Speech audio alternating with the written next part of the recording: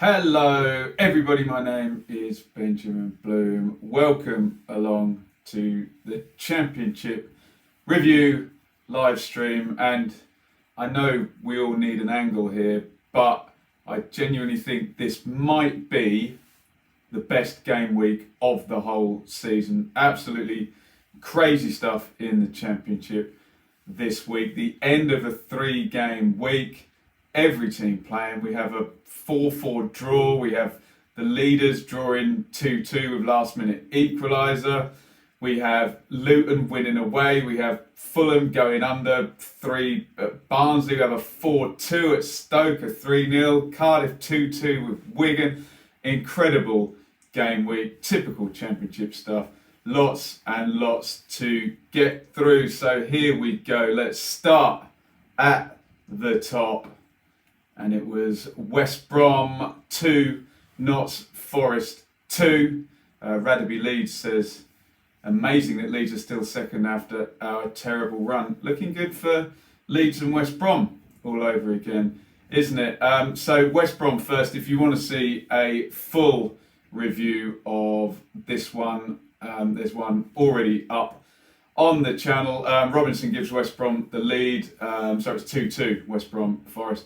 Bartley own goal, Figueiredo own goal, Cash 91st minute equaliser. Loads of crazy refereeing decisions in this one, and then the weird last kick of the game business where the West Brom players on the goal line and the ball is knocked off. Absolute craziness. So West Brom get the point. They are 4 points clear at the top above Leeds. Forest still hanging in there. It's ridiculously tight now. We go down to 7, 53, 53, 55, 55, 56, going up from 7th to 3rd. I said in my review that I thought Forest kind of deserved the point after the results of those refereeing decisions, but interesting game there, and West Brom stay top, 4 points clear. West Brom were one of 4 teams on for the perfect 3-game week, and nobody manages to do it. On we go to second place, which is Leeds. And Leeds, are they out of the woods now? Is the bad run over? Drew at Brentford in the week. I was at that one. And a 1-0 win over Bristol City. Ayling with the goal. Hello, Charlie. Come on, Leeds, says Mark. Ayling with the goal.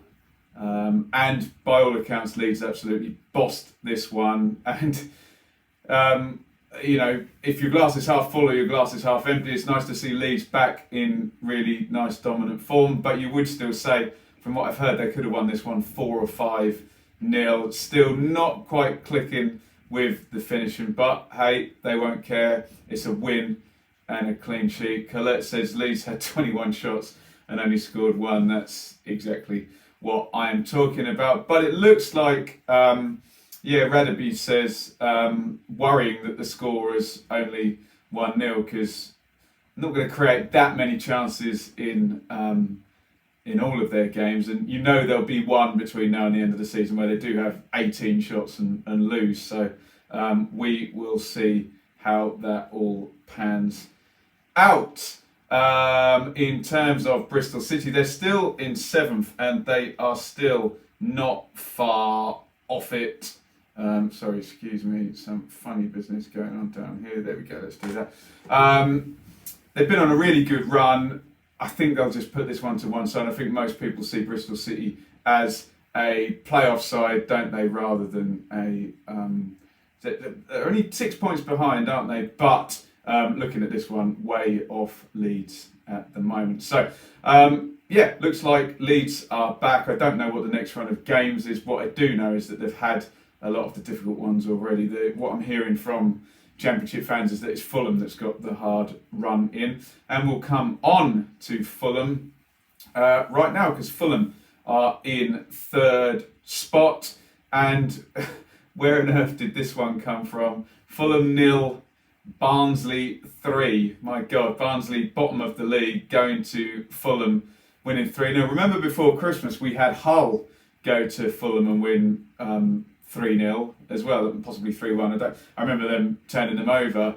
But I think we put that down to Bowen and Grzycki, as with lots of Hull results. But this one, incredible. Woodrow with 2. Obviously, he used to play for Fulham, didn't he? And Brown with the other one. Mark says Barnsley have done the double on Fulham. Yes, opening day of the season, Barnsley beat Fulham. Just an incredible result. We know Fulham can be open. We know Barnsley are good going forward, but we all thought that Barnsley had their run and dropped off again, but maybe not. They're still 6 points away from safety and bottom of the league.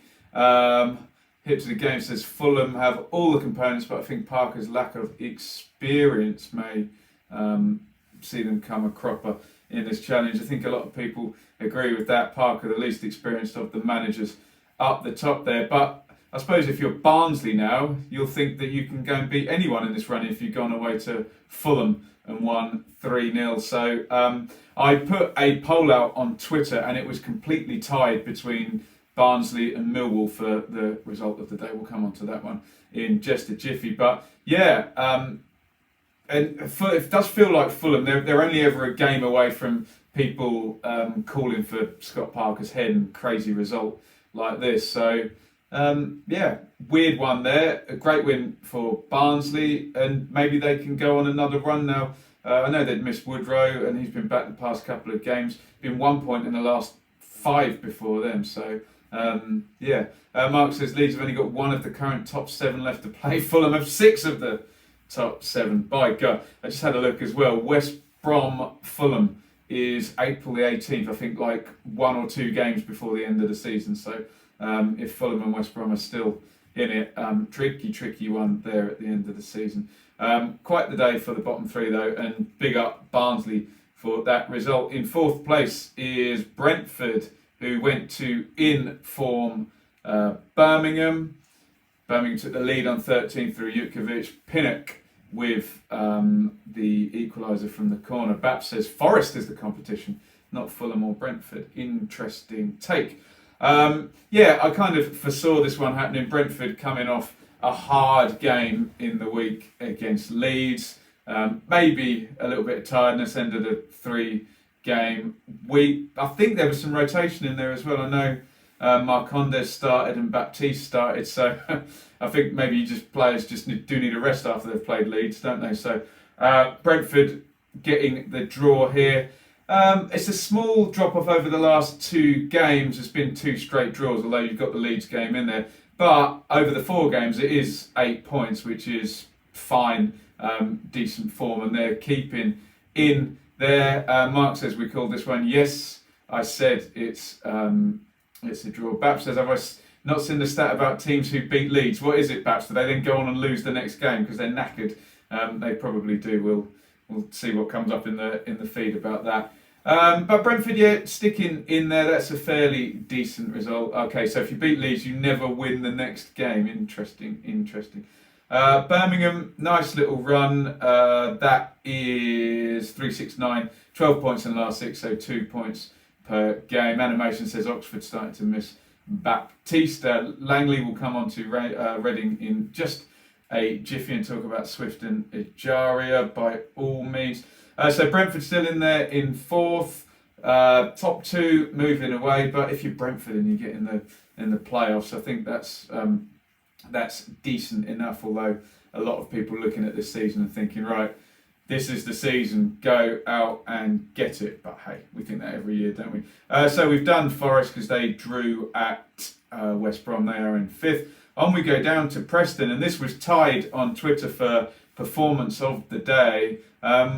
I didn't foresee this one coming. Great performance from Millwall. Preston 0, Millwall 1. Hutchinson with the winner on 78. But I looked at the XG, and according to that, Millwall were really good value for this one. Plenty of other chances on goal and keeping Preston at bay. Brilliant stuff from Millwall. Typically with the Championship this year, whenever I think team is gone and they've gone on a bad run. They'd only had 2 points in the last 4. Off they go and have a big win like that. So Millwall, they're in 10th on 49, so they're 4 points off the playoffs. And remember, Millwall, as we said in the preview, had a stinking run, hadn't they? Fulham, West Brom, Sheffield Wednesday, Leeds in 4 games there. David says, well-deserved win for Lions. Woods is getting back into form. Langley says, good win for Millwall. Disappointing one for Preston, who have the best home record in the league. And those people who are telling me, Preston are just flat-track bullies here, all the 4 wins recently against Stoke and against Wigan, against Barnsley and against Charlton, all against lower teams. Well, their argument is maybe solidified there. Can Preston do it against the top half teams? Hip to Game says Millwall and Cardiff, dark horses to push into the top 6. Bristol City we've done. They lost at Leeds, they're in 7th. Blackburn are 8th. My God, that surprised me as much as Cardiff did a couple of weeks ago. Maybe earlier in the week, actually. It's been a 3-game week, hasn't it? Blackburn's 2nd win of the week. Off they go to Charlton for a 2-0 win there. Last two wins to clean sheets. Buckley and Adarabioyo with the goals, both in the first half, seeing off Charlton. Great stuff by Blackburn. I keep saying top half is good, then I say top 10 is good for Blackburn. Well, they're 8th at the moment. My God, they're 3 points off the playoffs. Blackburn finished 8th. That's absolutely brilliant by Tony Mowbray. And all got to remember as well, the best player, Dak, did his knee ligaments, didn't he? So, superb. Charlton, well, not a good day for them, really, when you consider that the bottom 2 both won. But they'd had those 2 wins in the previous 3, which have bumped them up nicely. So Charlton on 36th, still above Huddersfield and Stoke. I've said for ages that won't be the way it finishes and they'll finish below them, but I'm being proved wrong on that one. They're 5 points above the relegation zone. They could do with a few less home defeats there. Who are we on to next? Cardiff. I thought Cardiff had a banker here at home to Wigan, given Cardiff's recent form and Wigan's away form not being good. But it was a 2-2 draw. Where are the goals? There they are. So Wigan take the lead. Kiefer Moore on 5. Murphy with the equaliser, then Moore with a penalty. Actually, I should big up that 5th-minute goal by Moore. Lovely back heel first time in there. I know he hasn't really got going for Wigan, but 2 for him today. Naismith with an OG for 2-2. And it looked like Wigan would have won this one if they just could have coped with the long throw-ins from Cardiff. A bit of a hang-up from the Warnock days there, although I'm sure Harris will be happy to keep them going. Just some grenades thrown into the box and they couldn't cope with them. So encouraging there for Wigan. If you look at Wigan's form, actually, they've got 8 points in the last 5 games, which is very, very decent. Their only defeat in there at home to Preston in the local derby. Langley asked, do I think Wigan will stay up?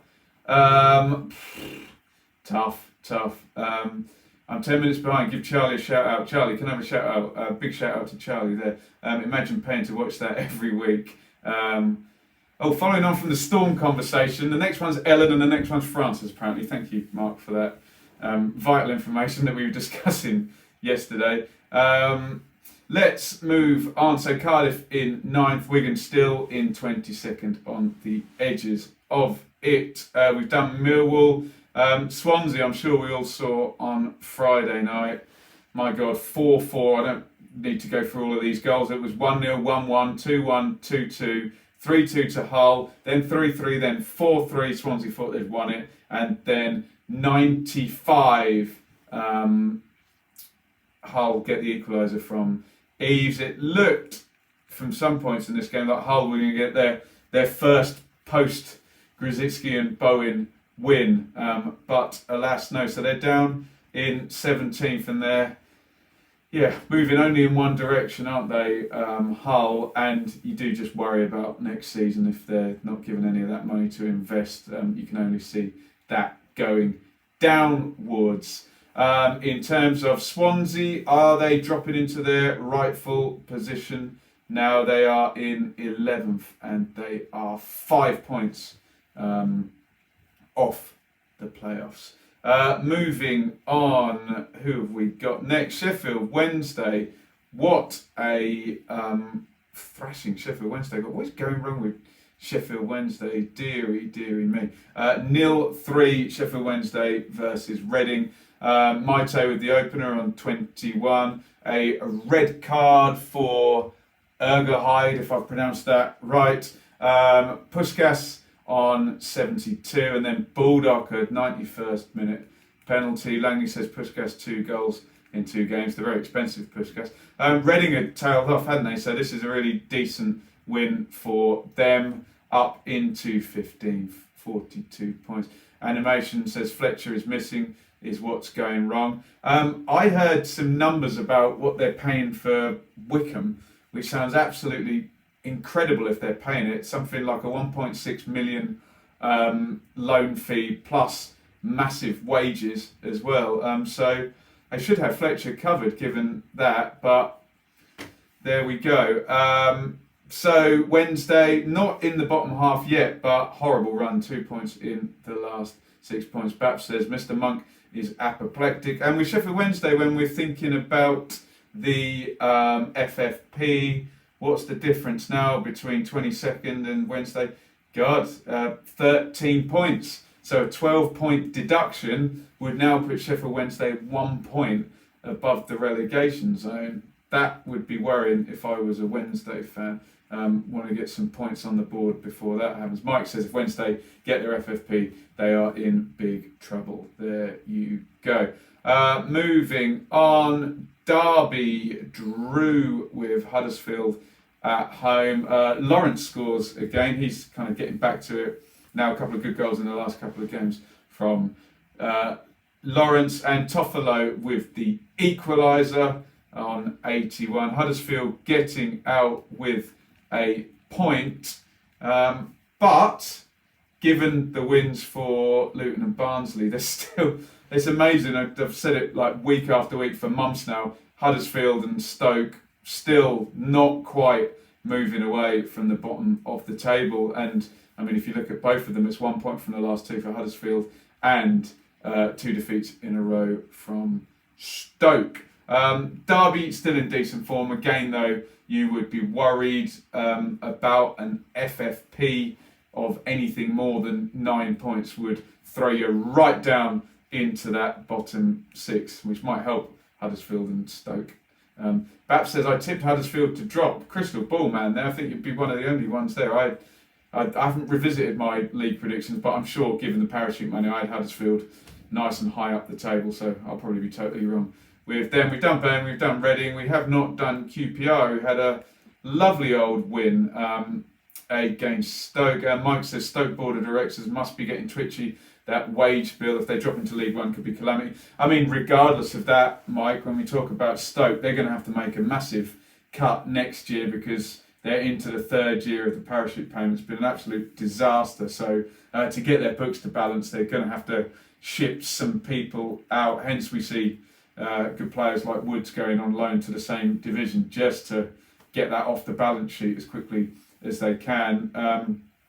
Going to be a bit of an exodus, I think, at Stoke in the summer. They were actually 2-0 up in this one, Klukas and Campbell, but it was then 2-2 about 7 minutes later. Hugel, Eze, and then Samuel and Chair. Nice to see all those youngsters. That must be the first time Eze, Samuel and Chair have all scored on the same game. Hugel doing his bit now since Wells has gone, and a bit more like the QPR of pre-Christmas, where they were lighting it up and scoring all of the time, and still 451 against 58. So that's 109 goals in QPR games.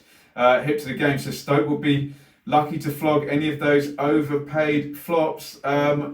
There you go. So I do tend to agree that they might have to write off some of those and just get them off the balance sheet. Someone asked about Barnsley. We go down in order here, so we've already done Barnsley and their brilliant win at Fulham. Who do I think is better, Hugill or Bamford? Oh, don't get me into the Bamford stuff, dearie me. As a target man, Hugill's better. Bamford's probably a better footballer. Both of them are a little bit suspect on the finishing sometimes, let's just say. I think that's it, isn't it? We have done the entire league table there. Anyone got any questions? Throw them in. Can you think of a better game week than this one? My performance of the week, I'll go with Twitter. Oh, Christ, I didn't do Luton. Martin said the Great Escape is on. Carter Vickers great at the back, the town of stand up. Of course, we've missed out Luton and their amazing win at Middlesbrough. We did not see that one coming. Luton have got 2 wins in a row. That's quite something, isn't it? They've actually got 3 wins in 5. Luton have also got 2 clean sheets in a row. I don't know what's happening here. This is insane, isn't it? Luton are actually 4 points off the drop. They look buried. Jack says, looks like Luton have finally sorted their defence. Is this all down to Carter Vickers, I wonder, because they had a very, very staid lineup at the back. Who was it? It was Bradley and Pearson, wasn't it? But it's Carter, Vickers and Bradley with Craney sat in front. That does look a little bit more solid, doesn't it, with Craney and Carter Vickers have got a bit more experience. Borough are tailing off a little bit, but I guess the story is Luton there. And I don't know if they're just tempting us, Barnsley and Luton, and they will ultimately go down. But this is what you need to do, put some wins on the board, and they've all done it this weekend. Mark says Woodgate is having massive problems up there. Team booed off yesterday. Borough 18th. They're 6 points off it. I think there's enough traffic and possibly teams dropping down with FFP. Right, let's do some questions. Sorry, a load disappeared. I saw some come through in the chat. If not, we can all go off and go about our Sundays. Pearson played right back, says Martin. That is interesting. Bap says Casilla to get 6 weeks on Tuesday. That would be interesting. We're waiting on Kiko, the Leeds keeper, and this charge. It'll give Meslier a going goal. It'll be interesting to see what Bielsa does.